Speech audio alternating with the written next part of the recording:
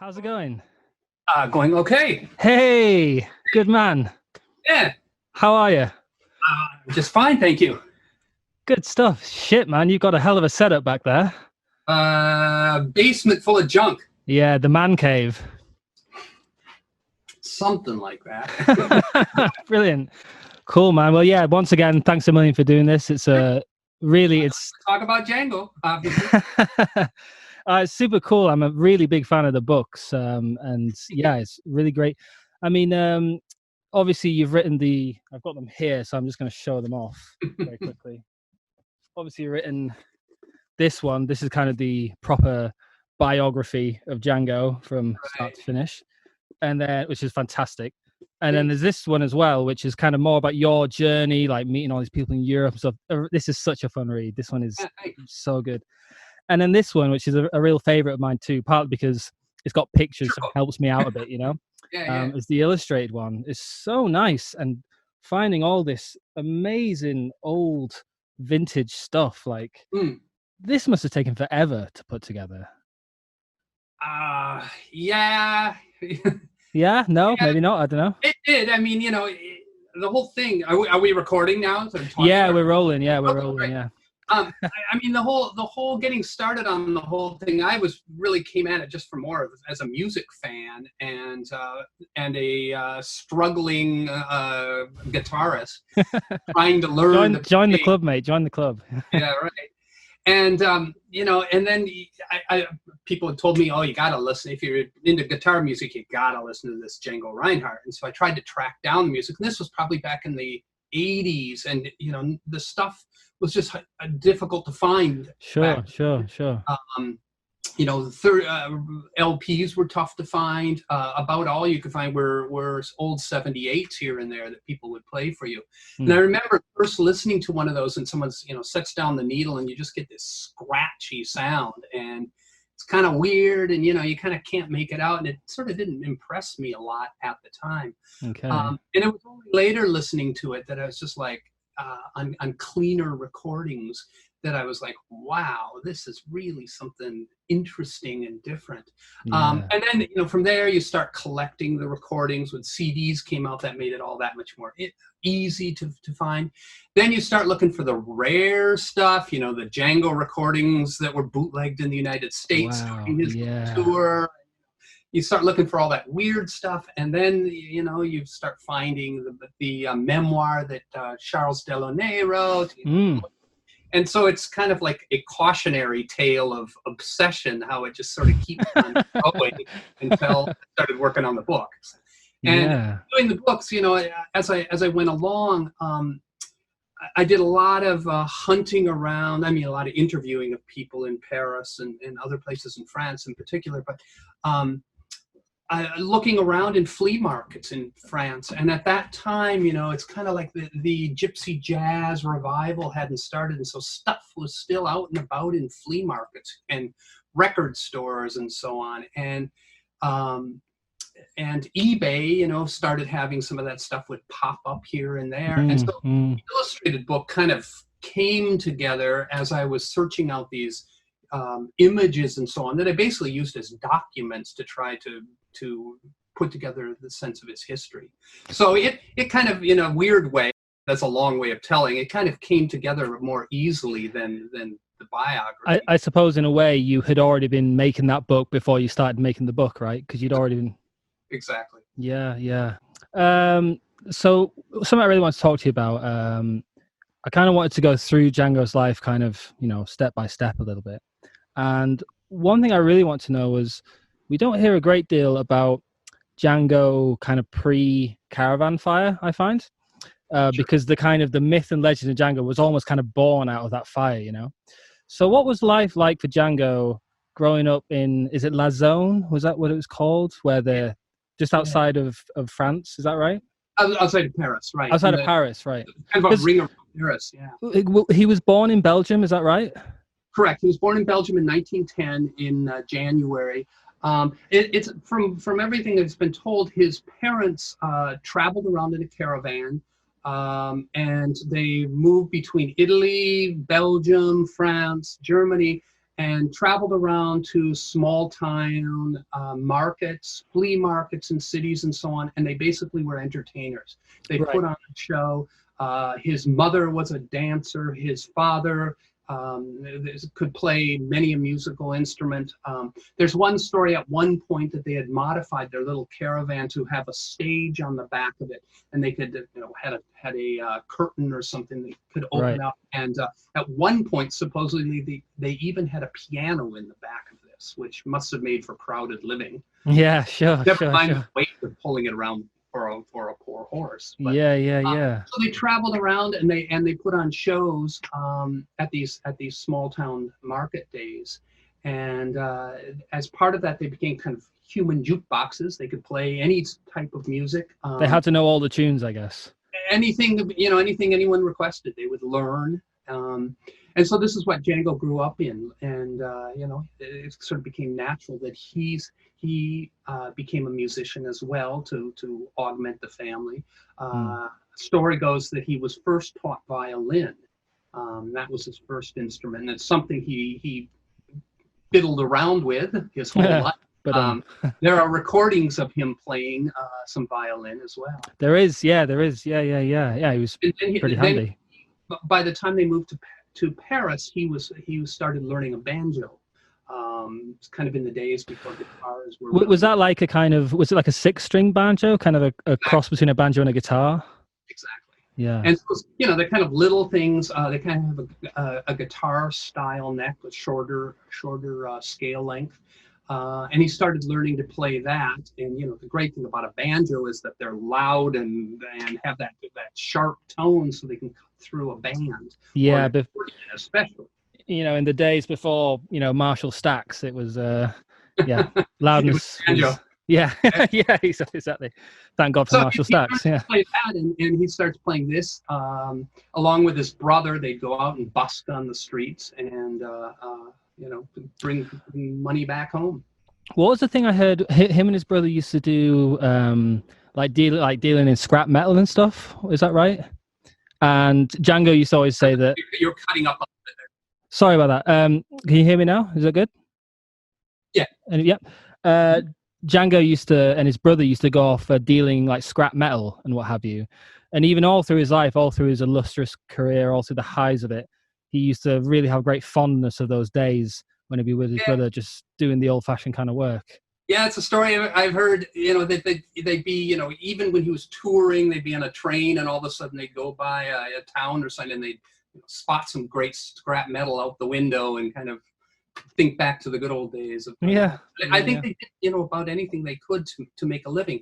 His father, Django's father, supposedly could repair instruments. There's stories of Django's mother taking the kids out into some of the leftover battlefields from World War I, and they would dig out shell casings, and they'd cut up the shell casings and make bracelets out of them to sell. So it's really traveling and making a living any way they could. Yeah.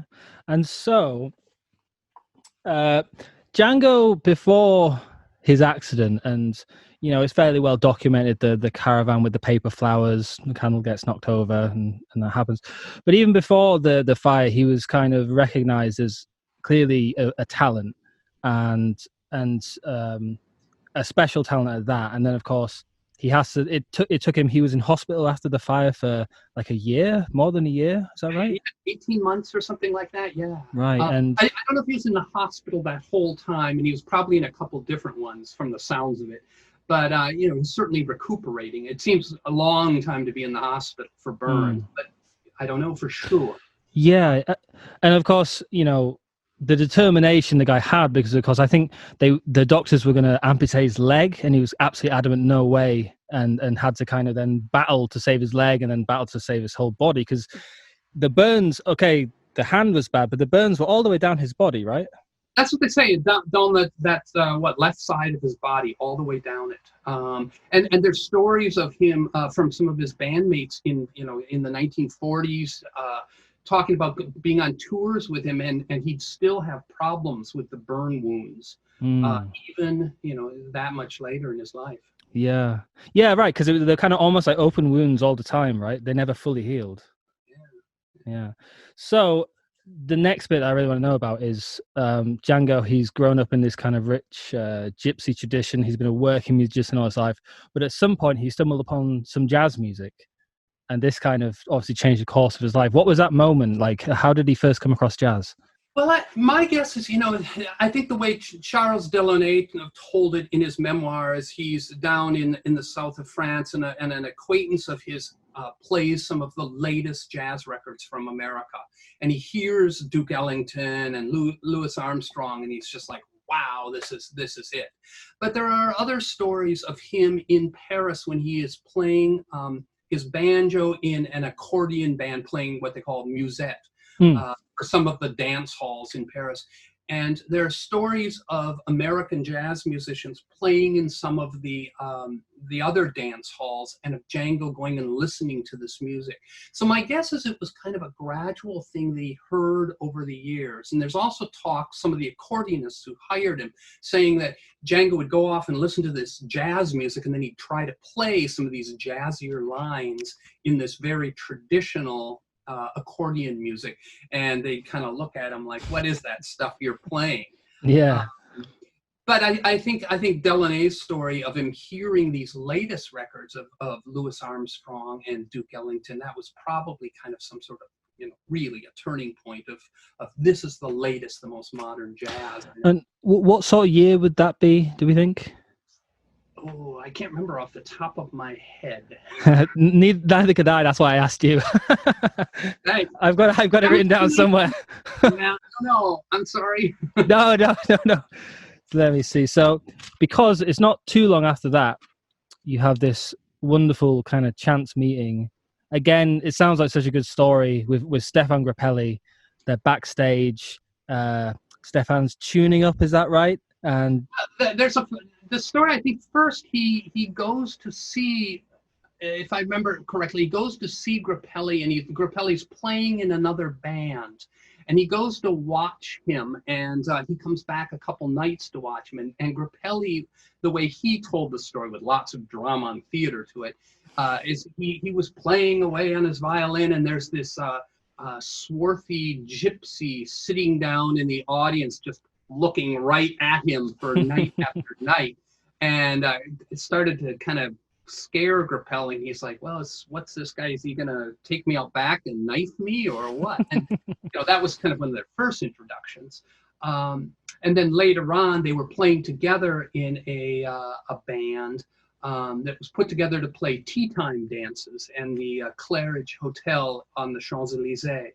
And they play afternoons there, and kind of play, nice waltzes and dance music and that kind of thing. And it was backstage in between one of the shows that Grappelli had broken a string on his violin, and he's putting a new string on and tuning it up. And he kind of, as he gets it in tune, just check it out, he plays a little jazz line that he knew from a record. And Django recognized that and sort of echoed it.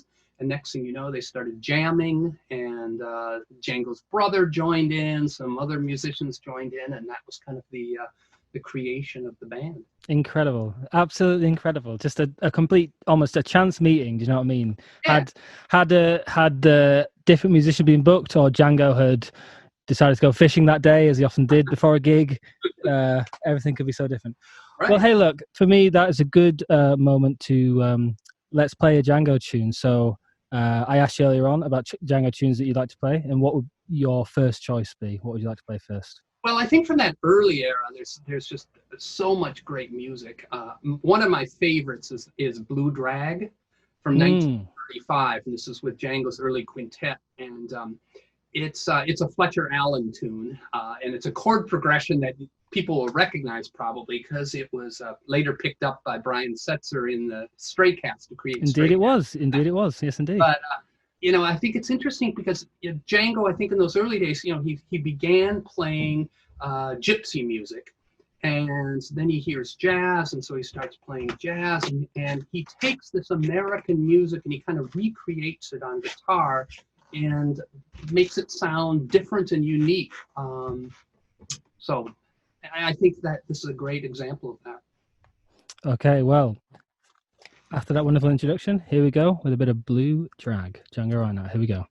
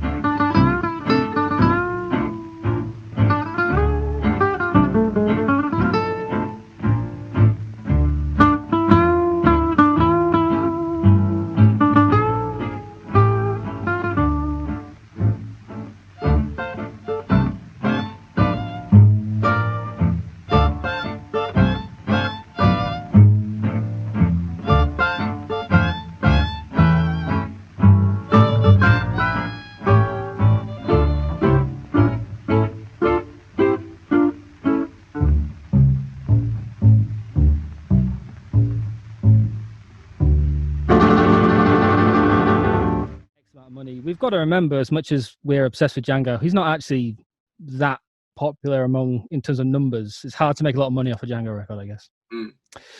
So here we go. So Stefan and Django have met by chance. The quintet is formed, and one of the chapters of Django's life, which for me, I mean, this guy, he's a larger-than-life character. He's a bit of a miracle just as a person, but one of the most miraculous chapters of a miraculous story is his time in Paris under the Nazi occupation, because here you have a person who is illiterate, disabled, a gypsy, and living in Nazi-occupied Paris, yet somehow becomes this kind of celebrity superstar, beloved by the people of Paris and the occupying forces. I mean, it's unbelievable, you know? It was probably, it's hard to gauge now, but it was probably one of the peaks of his career. You know, swing music at that time was like the pop music now. I mean, it was the thing. It was huge. Django was one of the biggest, if not the biggest, European star playing jazz. And the German soldiers liked jazz just as much as everyone else. The German army had a program that they promised all of their soldiers, all of their Air Force people and so on, that they'd all get one time in Paris as rest and recovery place. And so they all came to Paris. They wanted a good time, and they went looking for Django Reinhardt to hear his music. There's just, the stories are kind of crazy about, you know, he at times he was making as much money as he, you know, as fast as he could play his guitar. He's living in an apartment on the Champs-Elysees. He's, you know, eating steaks at the point where everyone else is eating turnips, then the question becomes, is he a collaborator or not? And really, was that a suspicion at the time? I think it was, and Really? probably later. But it's like, I mean, from our position, decades later, that's a tough question to answer. It's like a baker baking bread. Are they collaborators because a German soldier comes and buys the bread? Yeah. I don't know if you can really say for sure. Sure. And what was this? So the guy that was kind of the top Nazi of Paris, the guy who was kind of commissioned to look after Paris, almost like the mayor of Paris, Diedrich, some of it, Schultz Cohen, what was his name? Yes. Now, he was in the Luftwaffe. He was an officer in the Luftwaffe. I don't think he was that high up in the Luftwaffe. He was just an officer. But he came to Paris, just, a real jazz fan, came searching out Django.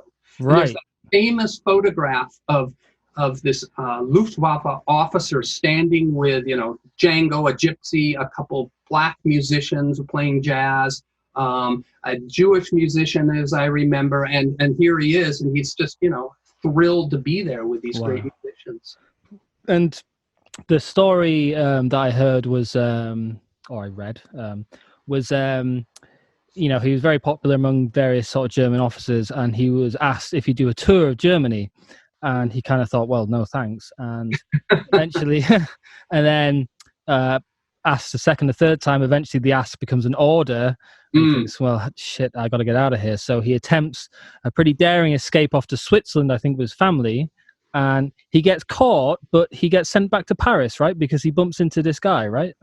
Yeah, he goes down to near the Swiss border, and he actually is there for several months, meets up with fellow gypsies and starts playing music in the restaurants. And this is on the border with Switzerland. On the border, yeah. And so he's pretty high profile, which doesn't seem the best route to trying to escape. But he tries to hire a mountain guide to take him and his wife over the mountains into Switzerland at one point, and they get lost and it all falls apart.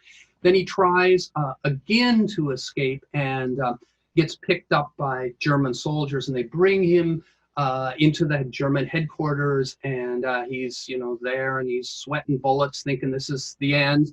And the commandant comes in and he's like, Django Reinhardt, what are you doing here? I'm a great fan of yours. And so he's eventually freed and sent back to Paris. Incredible. I mean, Jesus, man, that's the craziest story I've ever heard. That's nuts. And just because this guy was such a big fan of jazz, and he was like, what the hell are you doing here? Like, this guy's a legend, get him back to Paris. Right. Unbelievable. What a tough scrape.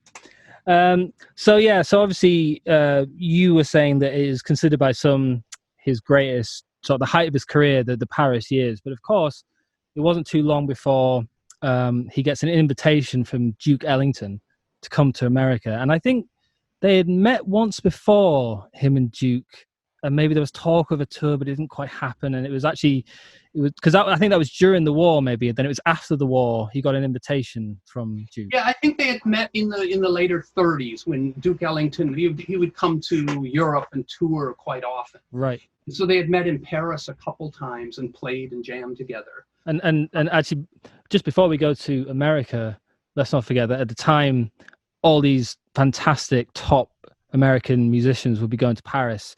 And when they get to Paris, who they're looking for? They're looking for Django. They're looking to play with this guy. Yeah. And like, it was Coleman Hawkins, was he there for a bit? Yeah. Coleman Hawkins he was bouncing back and forth between Paris and London, I think, pretty regularly. Yeah. Wow. Amazing. So Django gets his invitation, and for him, I think it's no secret that Django had quite a high opinion of himself, and he really thought this is the ticket that I've been waiting for forever. And he goes to America.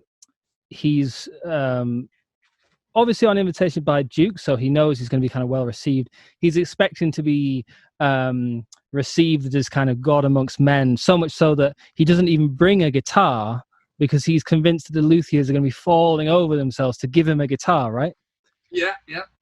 And he comes to the United States, and I think I mean, the real jazz fans and the musicians knew who he was, but I think most people probably didn't. The average American didn't know. At the time in the United States, the jazz magazine Downbeat, they'd have an annual poll of the greatest musicians for each instrument, and the consistent winner of the best guitarist in the United States was Oscar Moore, who was the guitarist in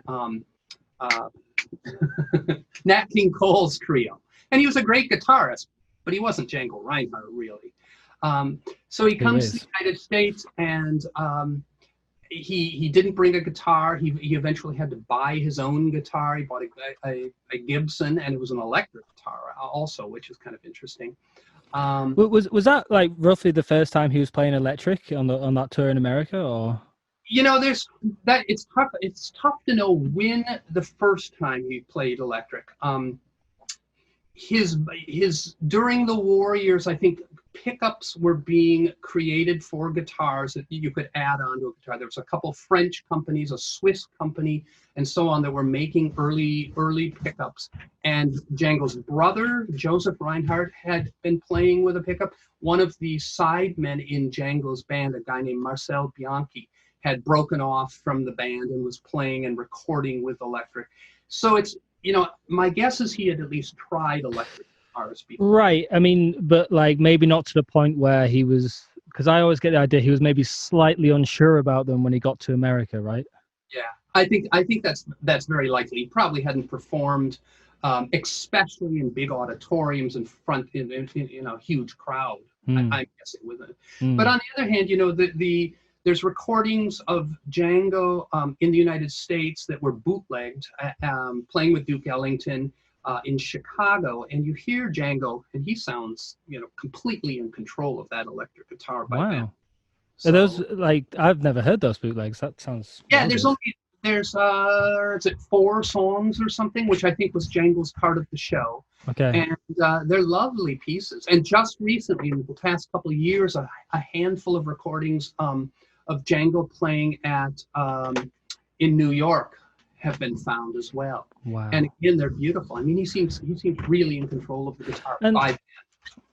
Yeah, so like he's doing the tour with Duke. It's a 5-week tour, and it's kind of, I guess the usual American tour, but at the end there's these 2 big dates at Carnegie Hall, which is like, that's the real deal.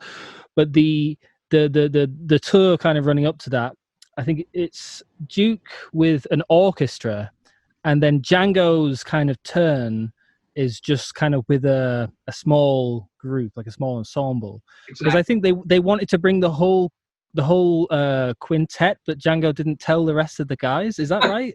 Is that right? Story, yeah. And who knows for sure what's true and some of that stuff. But yes, that's the story. Django just didn't tell people that they had all been invited. So yeah, he would typically play after the first.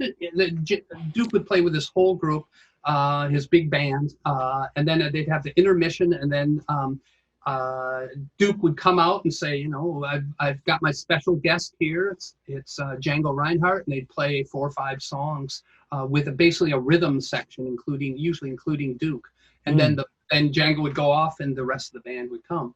And I think. The story is that the tour was arranged sort of at the last moment, and so at least for many of the first shows on that tour, Django didn't appear in the advertisements. Right. He didn't appear in the programs. He was really, a surprise guest. Yeah, and some of the reviews, I mean, you put 1 or 2 of them in the books, but the reviews are like, we all came to see Duke. It was great, but Jesus Christ, this Django guy comes, and they've never seen anything like it. These, American audiences writing for Downbeat, these kind of very jazz aficionados, are completely bowled over by this guy.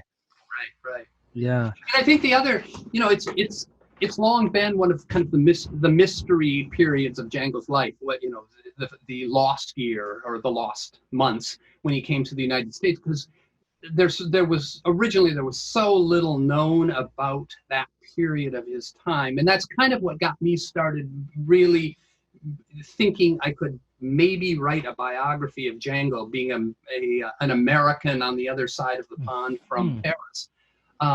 what got me interested is Django had written a letter home during that tour from Minneapolis, where I'm based. Okay. And he's bragging to his family and to Stefan Grappelli about, here he is on this grand tour, and he's being given the royal treatment and all these things.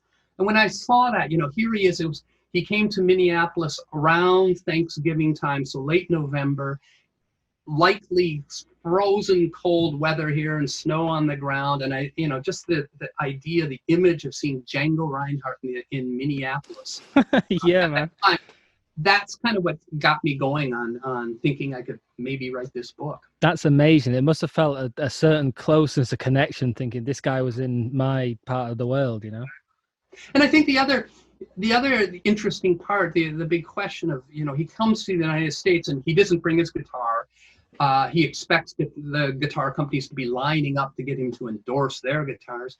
He has hopes that he will be asked to record music. He believes, well, maybe he'll even be in movies or something because he's so great. He's, as you say, a high opinion of himself. Yeah. And when he came to the United States, there was he never did record. The only recordings that exist are those bootlegs. And my theory for the reason he wasn't able to record is he was not a member of the American Musicians Union. So he was probably not allowed to even play on radio. No way, really? He was probably not allowed to record because Duke's group did go into the studio during that tour and recorded some sides, and Django wasn't included in that. Because I mean, I think it was all because he wasn't part of the musicians union. That's amazing, because obviously the musicians had muscle, like they had that kind of recording sort of embargo, which is the period when Dizzy and Bird were inventing bebop, right? Exactly. Wow, gosh, yeah. And there was no way he could have just gotten a sort of honorary membership to the. No, I don't know, and it's surprising that someone didn't say, hey, let's. It might not be legit, but let's cut some sides. Get him on board, yeah. There's also a story, part of that tour. The tour kind of started from New York, Boston, went through sort of the Midwest, and it went up to Toronto to play a date. And no one, it remains hazy, but it's believed that Django did not play that one concert in Toronto, again, because he wasn't a member of a musicians union. Wow. There. Shit. Wow, that's so interesting. That's so interesting. So look, he's doing this tour. The band love him. The band. There's so many good quotes about the. What's that one where I think is it the drummer of Duke's band? His play, and he just says "fuck my britches." He says. They can't get enough of him. Duke is in awe of him. The audience is loving him. Gets to the end of this tour, and here we go. We're at the top of the mountain, Carnegie Hall, 2 nights. Night 1. Goes at a hitch. Night 2 doesn't go so well, hey? Yeah. And again, I think along the way, there are stories that Django had visions of bringing his whole family to the United States and settling here. And but along the way on this tour, here he is. He speaks French. He speaks Romani, but he doesn't speak English really. And he's thrown in with these musicians, and they obviously found a way to communicate, but he seemed to have gotten lonely along the way. Homesick, maybe the gypsy gets homesick, and he's stuck in New York. Well, he meets up with a French boxer, Marcel Sardin, and they go off and they share some beers, drink some wine, whatever, and then Django all of a sudden realizes, I'm supposed to be on stage at Carnegie Hall, and he rushes off. He arrives late. His guitar is not in tune. He quickly tunes it up on stage. They start out playing, and things, are a little off kilter, and eventually it comes together. But by and large, it wasn't his best night. I guess it has to be maybe the only musician who was ever late to a gig at Carnegie Hall, right? I mean. So he comes back from America, and I guess it was kind of bittersweet for him because, I mean, we look at it now and think, Jesus, he had all the plaudits, everything was good, but he was kind of wanting more from it, and it didn't turn out how he wanted, I guess. I think that's right. I think, he had high expectations that this was going to be, the next big step in his career. And then he's back playing cabarets and shows in Paris. They're doing tours again, and it's kind of back to the same old grind. And I think, I don't know, maybe at that period he was at the peak of his popularity in Europe. I don't know. Maybe he could not have gotten bigger at that time.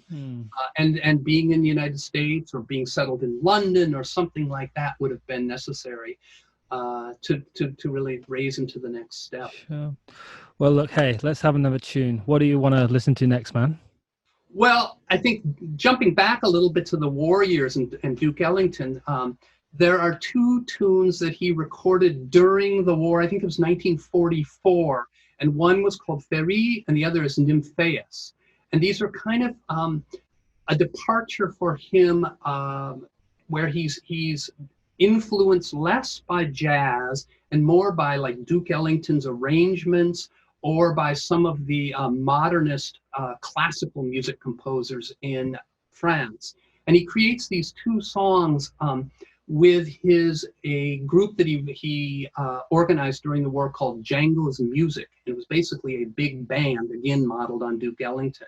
And this song is this Nymphaeus. I think it's a really interesting song because it's kind of surreal a little bit, classical style. And then all of a sudden through the arrangement comes Django's guitar. And I think it's a really interesting song. And also just shows he had vision of taking this music beyond just playing, swing. Man, it's a great choice, and it's a little bit like what I was saying to you at the break, that the compilations tend to be here's Django on a standard, but his compositional talent was enormous, and we'll hear a bit of it now. So here we go.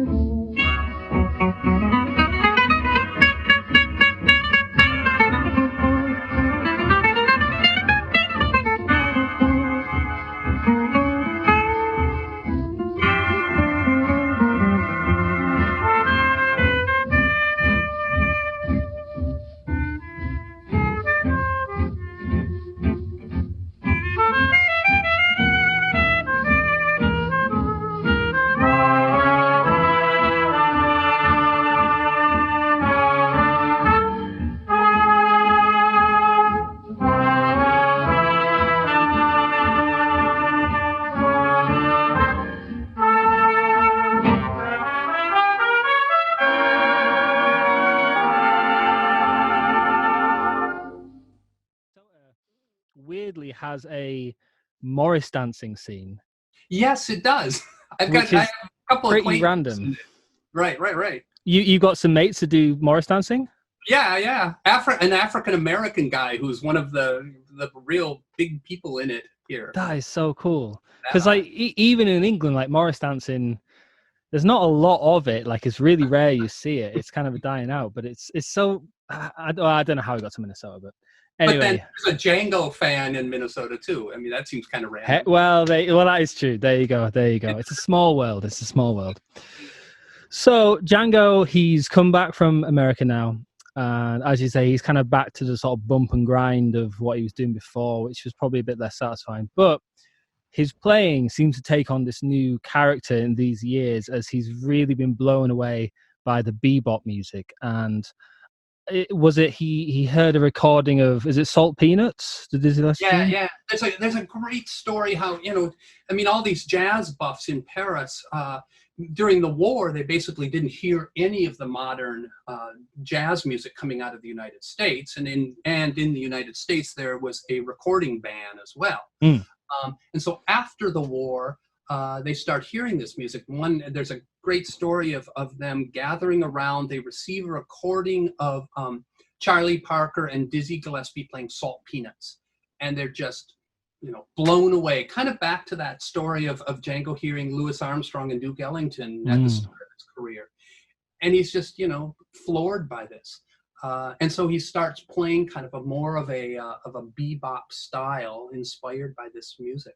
And it's really cool because, I mean, there is such a difference between, and at this point he's playing a lot more electric. These recordings, there's more playing on electric guitar. It's less of the kind of hot club format of a band. There's drummers, there's piano players, there's sax players, he was really keen to kind of push into that because, of course, all through his life, well, of course, there was no gypsy jazz. That wasn't a thing back then.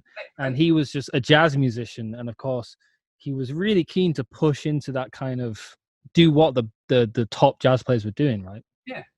And I think, as you say, he adopted this. And it's interesting, throughout his career, he was always kind of, he's trying new things, trying different styles. And there's not many jazz musicians who have really created a strong body of work in, all these different styles of jazz. And Django's rather unique in that way. He starts out playing the original sort of Louis Armstrong Dixieland style. He moves into swing, and he's inspired by Benny Goodman to hire a clarinetist and a drummer. He's inspired by Duke Ellington to create this more orchestral style of jazz, and then bebop, and then eventually he's interested in the more modern, cool jazz. Yeah, it reminds me of it because so today, 2020, if you're a gypsy jazz musician, a lot of people wouldn't even consider that jazz. They would say it's outside the boundary of jazz. And then, I might have a few mates who jazz, they don't play gypsy jazz, and you only have to show them a few of maybe the later Django records, and they kind of go, well, yeah, I kind of see what you mean. But I don't know, have you come across on Facebook the Gypsy Jazz Memes Facebook page? I don't know if you've... I haven't. It's really cool because it's just like funny memes, quite cynical memes just about gypsy jazz and stuff.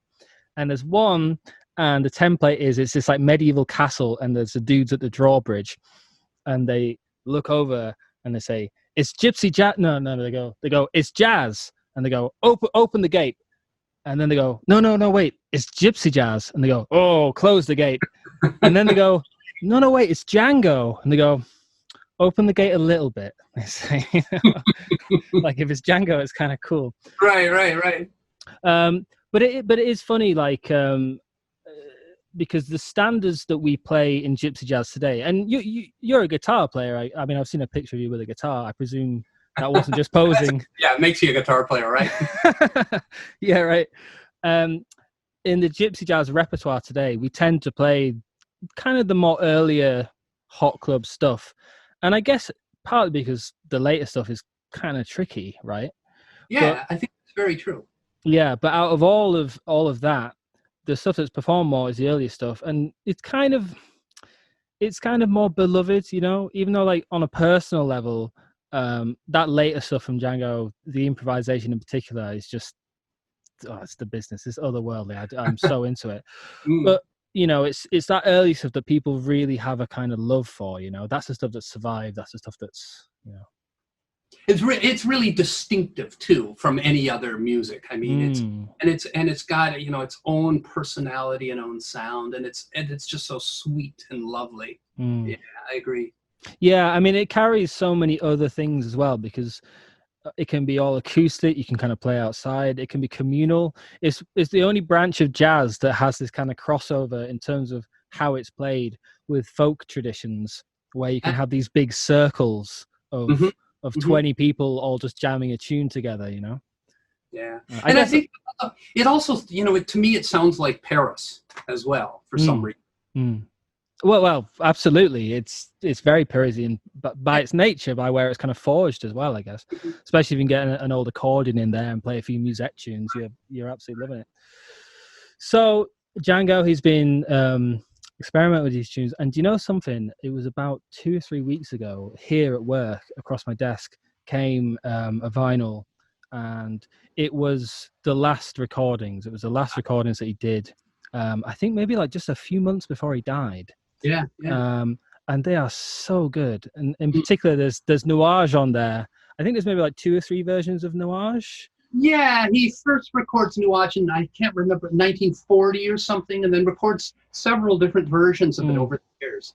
And there's a lovely one with kind of early one with a clarinet where it takes the head and stuff. But this later one, it's got a lovely piano part. And Django takes the head and does the most interesting kind of solo. It really is just different, you know.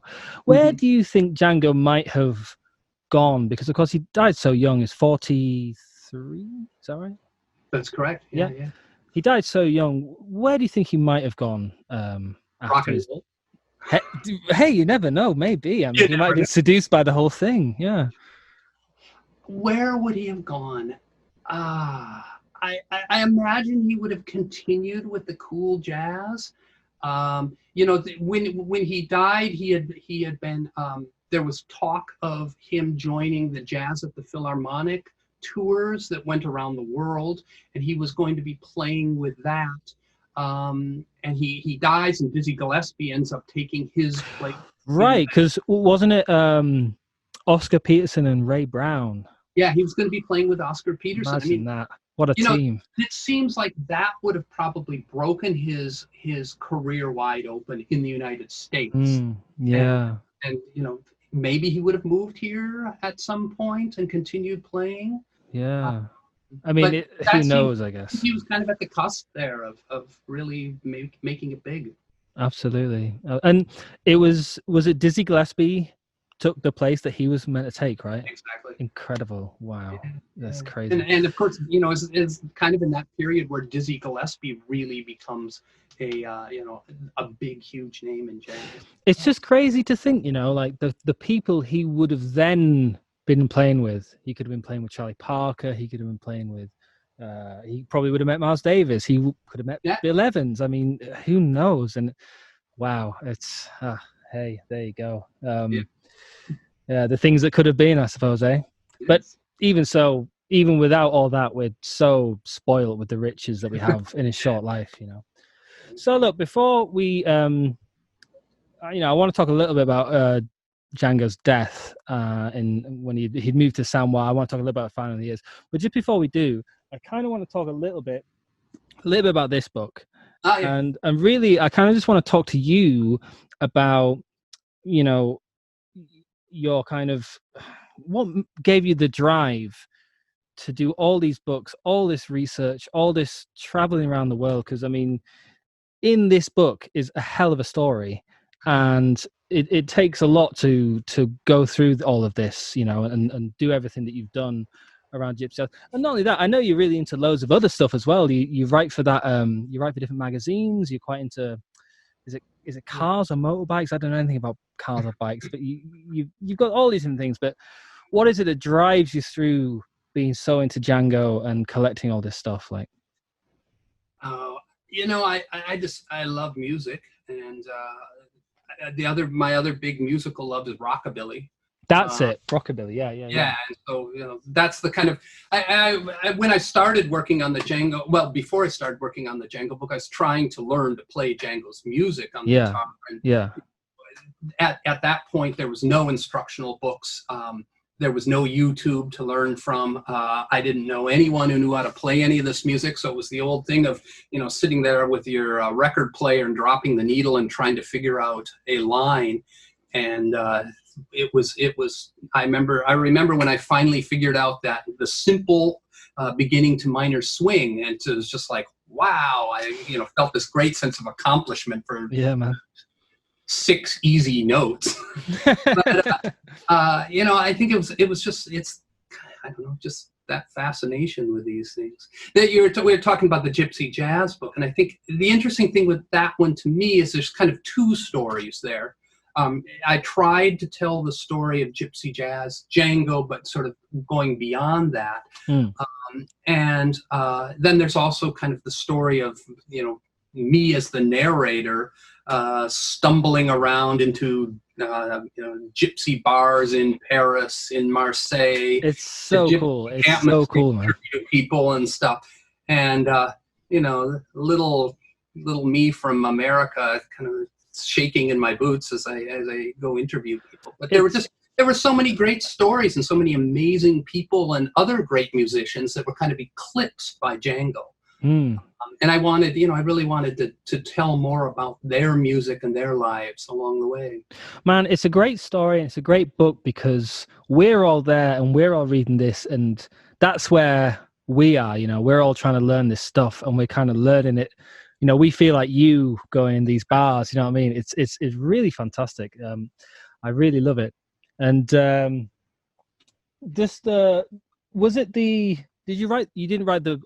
wrote the biography before the other way around, sorry. The biography was the first book, and then the illustrated book, and then Gypsy Jazz book. I think and then after that, there was an exhibit in Paris, and we wrote a big book that was the exhibit book as well.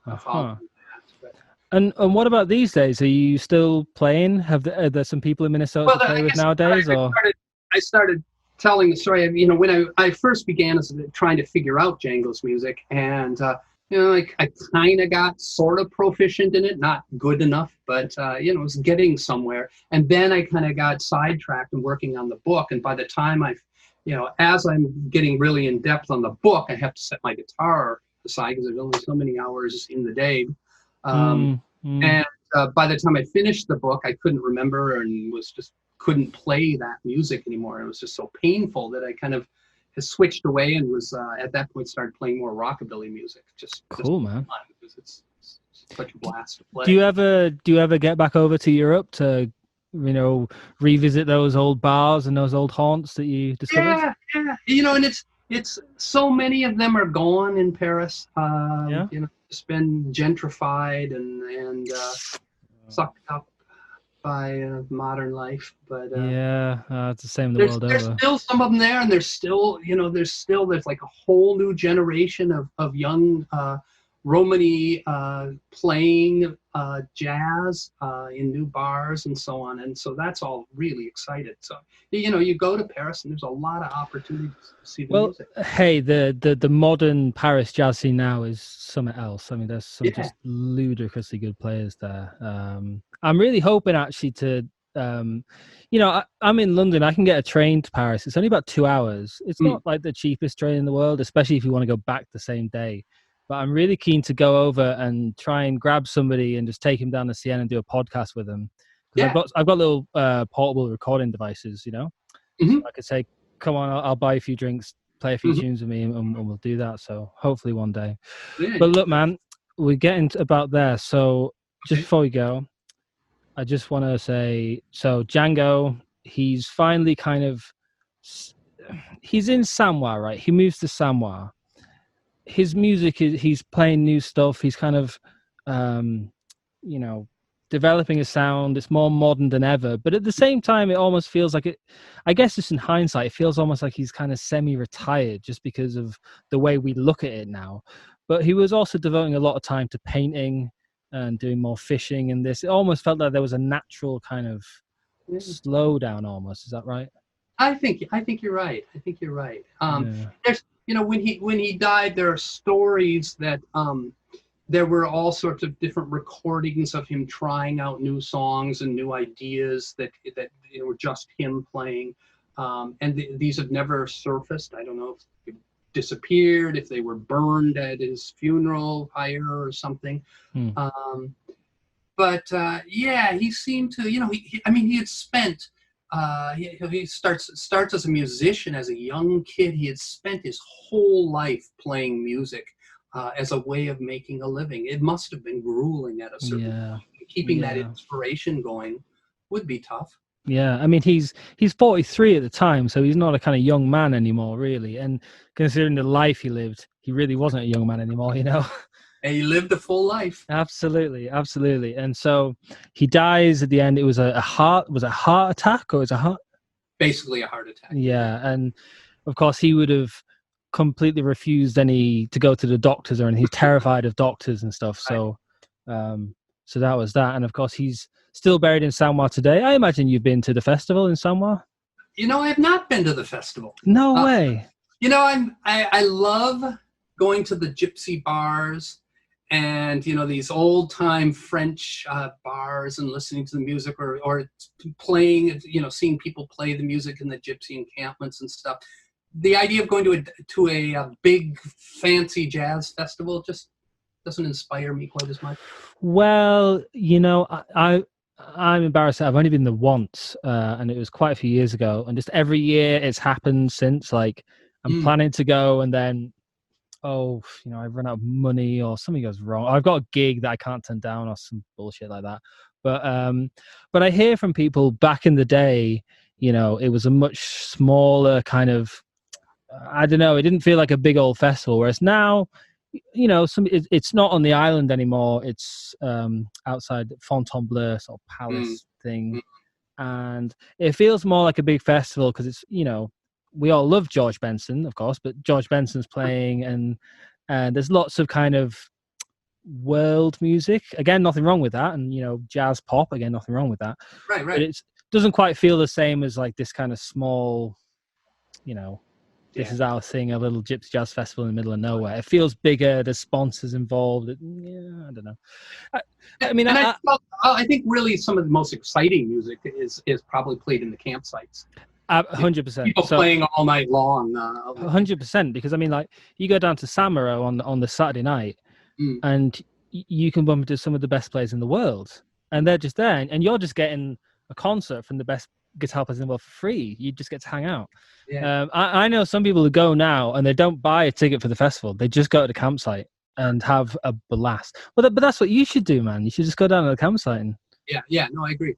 Some of the most fun I've had is going down to the far south of France to Les Sainte Marie de la Mer, which is a small town where gypsies go every year at the end of May for a pilgrimage. It's like the religious kind of thing, yeah.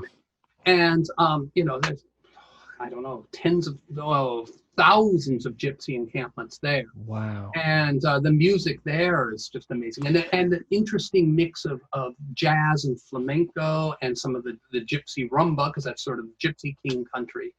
And is this the one that's on the film Lacho Drum? There's a little bit. Yeah. They go there. Mm-hmm. Yeah. Wow. So, that's an incredible. Yeah. And that's, there are tourists going there like myself to see it, but it's largely really a gypsy event. Yeah. So that's the real deal, you think? It's just a different deal. It's fine. Well put. Well done. So look, man, I have had an absolute blast. This has been so much fun. So much. I wish I could do it forever. Really cool to talk to you again. Anybody who's interested in Django, Gypsy Jazz, these books, they're really a must. They're such a great sort of an accompaniment to your sort of gypsy jazz journey. I'm going to put links in descriptions and all the rest. Again, this one's my favorite because it's got all these cool pictures in it. It's like having a bit of memorabilia just with the book, because there's just so much cool stuff, and it's got loads of text in it too, but it's so fun. You could just spend hours and hours just looking at all the cool things. But there you go. So make sure you get a hold of them. Michael, man, we're going to play one more tune, and that'll be us. What do you fancy, mate? Well, you know, one that I think is really interesting is from after he came back from the United States, and he's inspired by bebop. He's on tour. They go to Brussels, and as part of the tour, and the story is that they basically run out of money. The band is kind of stranded in Brussels, so they arrange a recording session. You know, this is 1947. They arrange a recording session to make some money so they can get home. And Django is inspired by bebops, and he's got a handful of new songs that he's playing. And he doesn't have an electric guitar at this point, but they record, the story goes, with a microphone right next to the sound hole of the guitar. And he's playing where they kind of get this intense driving sound from that microphone that almost feed back, almost overdrives. And so it sounds like an electric, but it was actually just his acoustic guitar trying to mimic an electric guitar. And the song one of my favorites of his is called Portocabello. Yeah. And it's an interesting song because it kind of starts out slow and then he just goes for it. And to me, it's some of his most exciting. Yeah, I first heard this tune. There's an Angelo De Bar album called Impromptu, and it's on that. Okay. I remember it's got this kind of almost not mournful, but kind of down, kind of these drone things, and fuck me, it goes like the clappers after that. Michael, mate, thanks a million. This has been so much fun. We'll do another one in the future. If you want to come back on, it'd be so cool to talk to you again. And maybe I'll see you in Europe sometime, Yeah, thanks man. so much for having me. Absolute pleasure. Okay, here we go. Portocabello. All right.